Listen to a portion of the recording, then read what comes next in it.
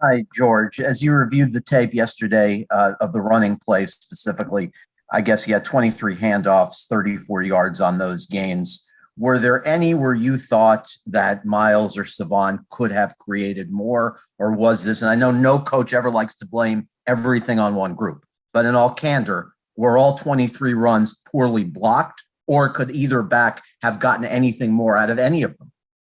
Yeah, there's a lot that goes into those. I mean, it could be, the play call. I think we can improve on a few of those decisions. Running inside versus running outside and vice versa, or pulling guys.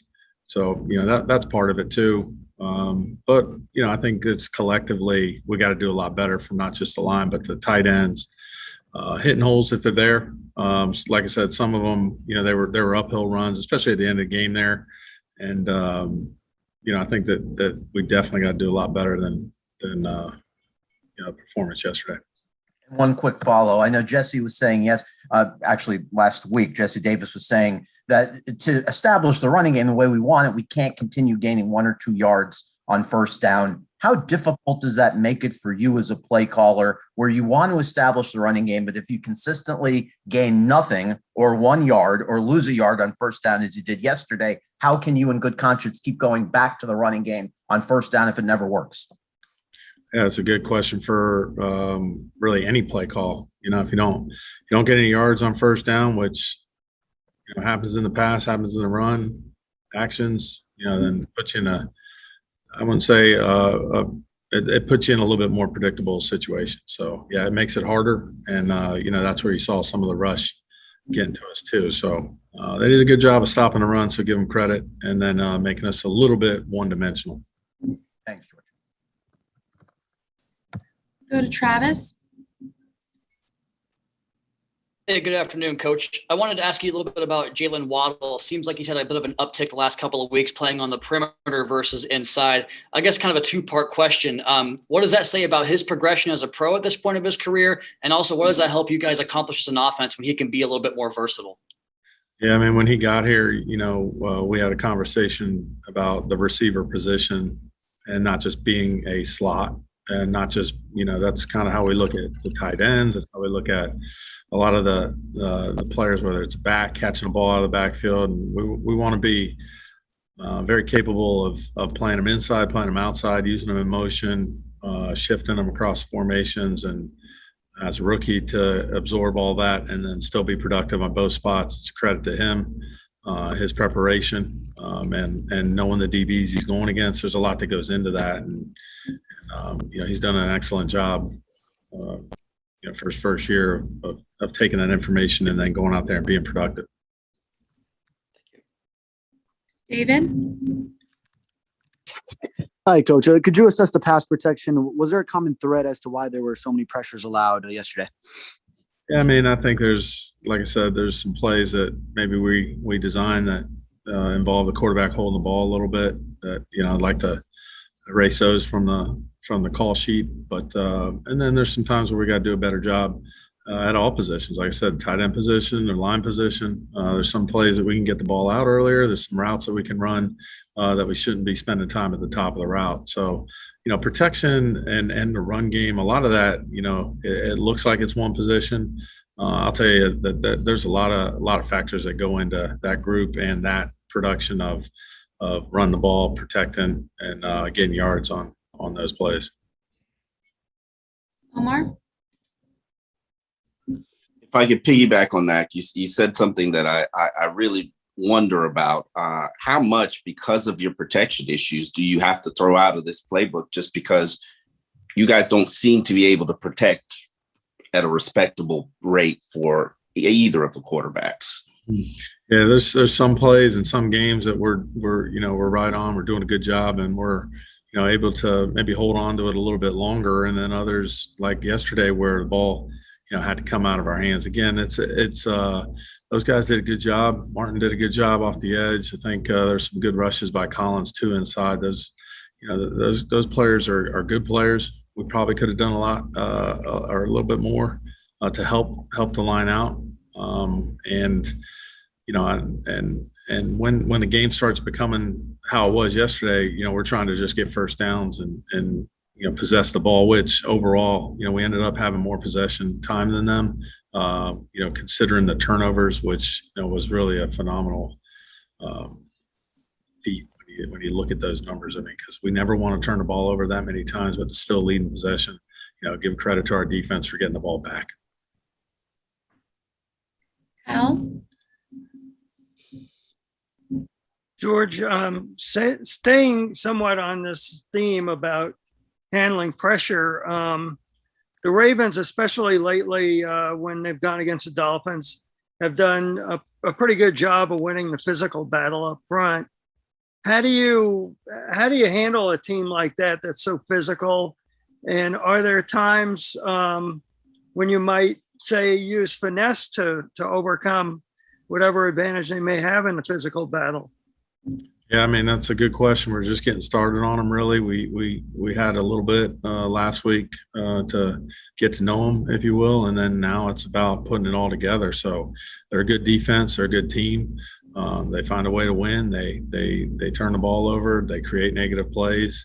And we're going to have to improve on that in a short week. And there's a lot to that. Obviously, our guys had to come in here, be super attentive, and try to get ahead and win the mental battle today, tomorrow, next day. Come out and play a game on Thursday on a short week against a good team. So it's a big challenge, and we know that. And so, today's a big day for us. Cam?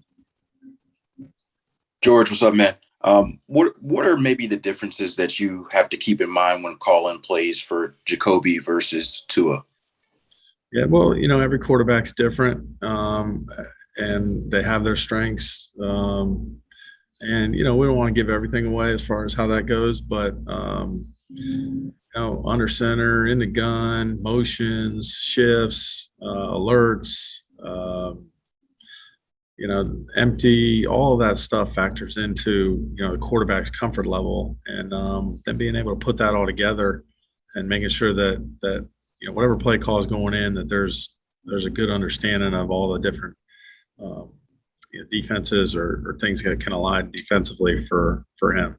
He's got to make a lot of decisions at the line of scrimmage. That's for every quarterback. And we've played them both this year. So the comfort level with the line, the communication with the center. We practice all week with one center, and then early on we end up getting another center in there. So that stuff is definitely a lot of factors, and it's a lot of variables that we just need to overcome. And give credit to the guys for battling, really honestly, for 60 minutes and having some negative plays and overcoming some of those and putting a good end to half drive that ended up being enough. Without, I guess, Jordan, if I could follow up, without getting into the details of what they are, giving out clues, do you have conversations with Jacoby about, maybe things he likes better or things that you feel like may work with him that you may not run for Tua as much? Yeah. And they're at different stages in their career too. So, some of those plays that maybe Jacoby's had experience with, maybe Tua hasn't, and maybe Tua's repped some plays in college that Jacoby hasn't. So, definitely those conversations have to take place before, feel comfortable about calling the play. Omar? I want to ask about the offensive line. Obviously, you guys have struggled all season. Why have there not been more changes made to that unit that aren't injury related, since the performance has not been there? Yeah, I mean, we're looking at it week to week. We look at it day to day. As far as those positions are concerned, and every job's earned in practice each week. And by Sunday, we're putting the group out there we feel best about, being able to help us run the ball, protect, throw the ball, catch, whatever position it is. So that's a day-to-day deal. That's part of our culture here as far as competition goes. And I think that there's a lot on everybody, to maintain your position or to win a position. So it's not just the O-line, it's all the positions where that takes place. Daniel?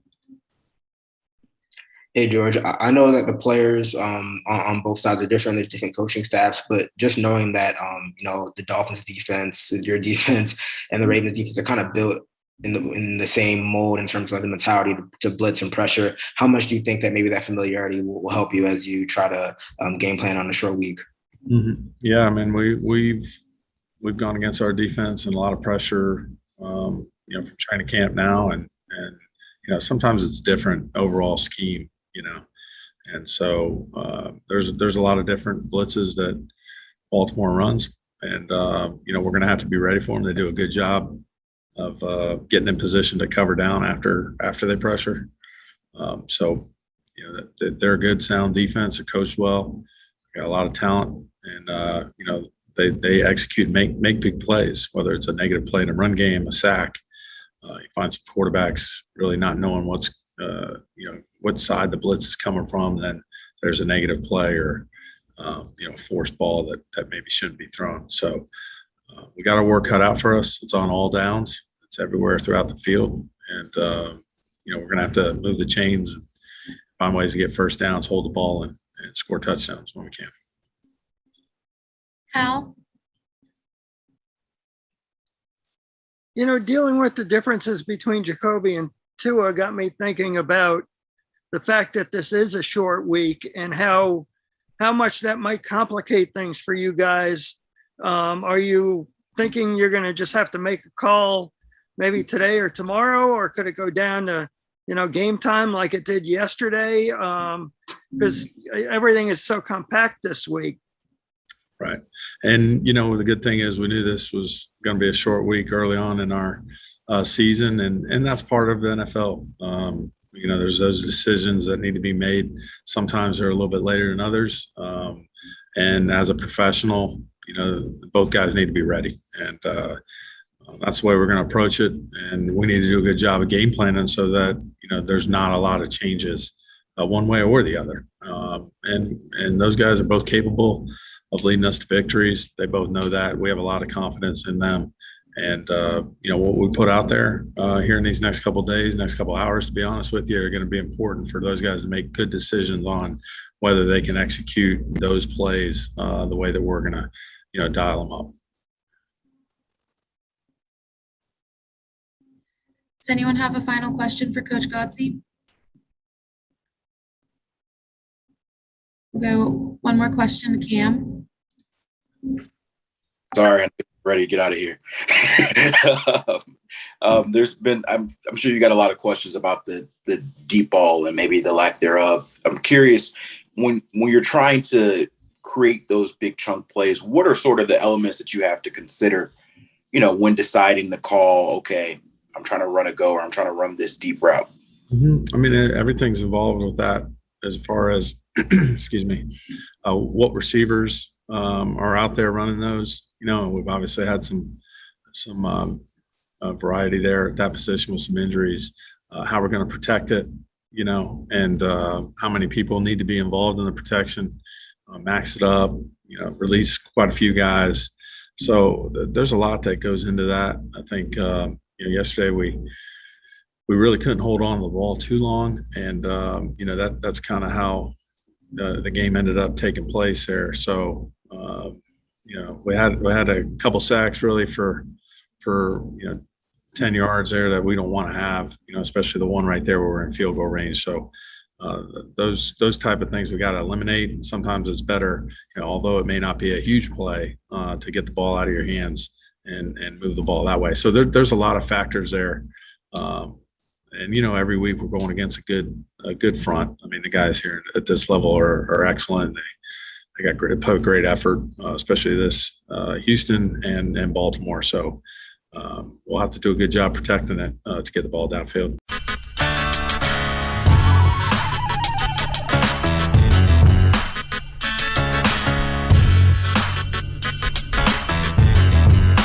This is the Big O Show. This is the Big O Show.